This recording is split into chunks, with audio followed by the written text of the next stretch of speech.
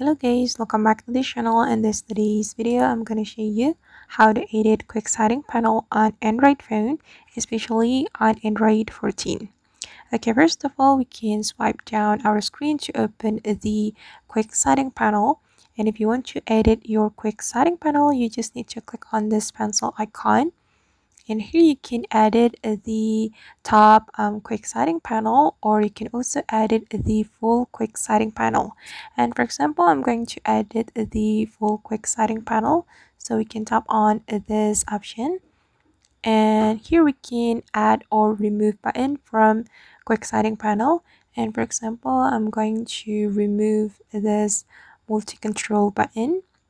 We can tap on this icon to remove it, and I'm going to replace it with screenshot.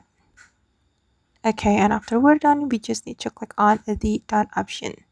Okay, and now my quick setting panel has been changed.